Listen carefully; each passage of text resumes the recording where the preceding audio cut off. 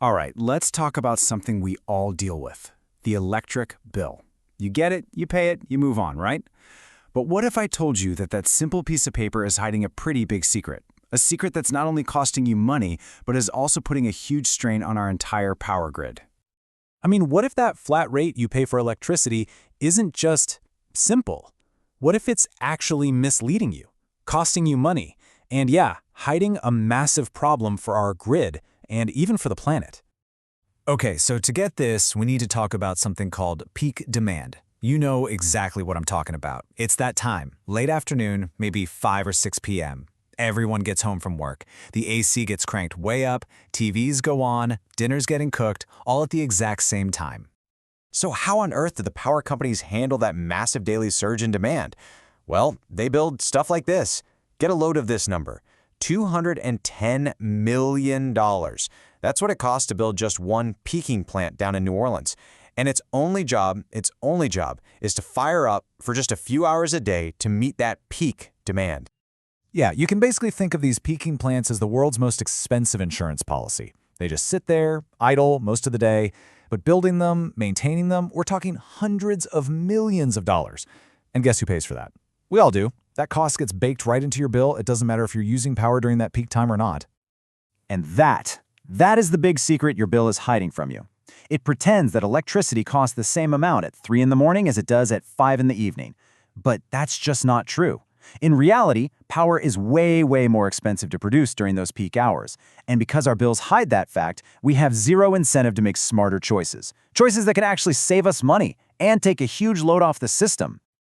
So, okay, the current system is kind of broken. What's the fix? Well, the research we're diving into here proposes a really innovative solution, a way to make our bills smarter, fairer, and, believe it or not, cleaner.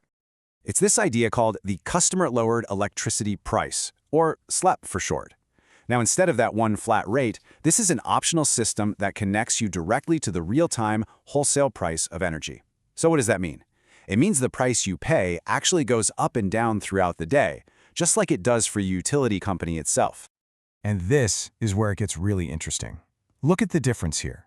The old way, it just takes that super high cost of peak demand and spreads it out over everybody's bill. But the CLEP way, it actually rewards you for being smart about your energy use. So let's say you charge your electric car overnight when power is super cheap. You save a ton of money.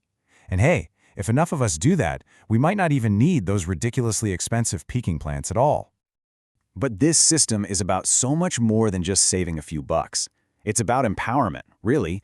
It gives you a great reason to get a home battery. It creates good local jobs for installers and energy consultants. And by helping you shift your energy use away from those dirty peak times, it can seriously lower your own personal carbon footprint. It's a win-win-win.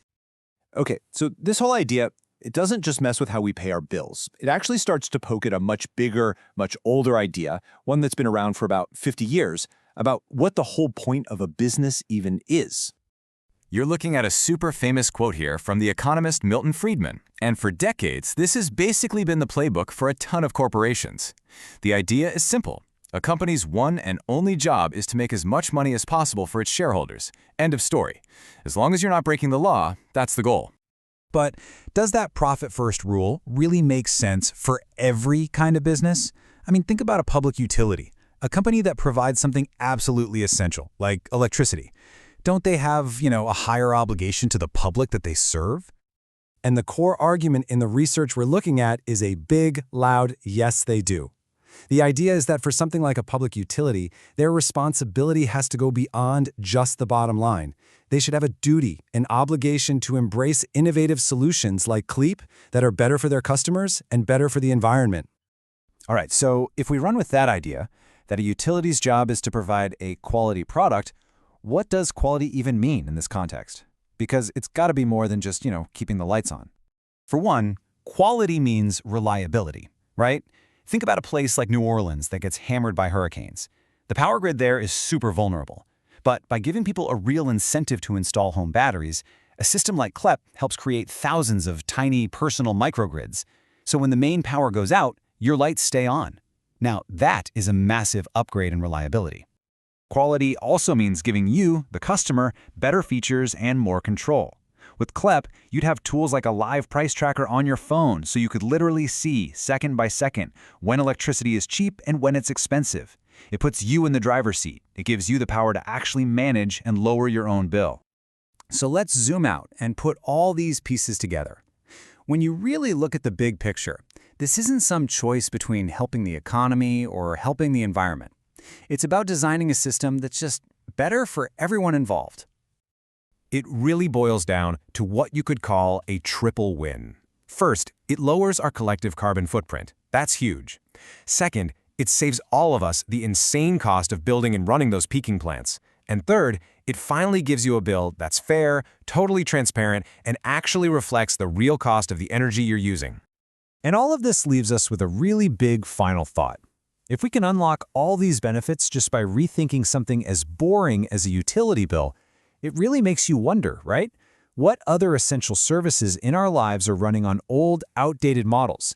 And what could happen if we redesign them from the ground up to build a smarter, fairer, and more sustainable future for everybody?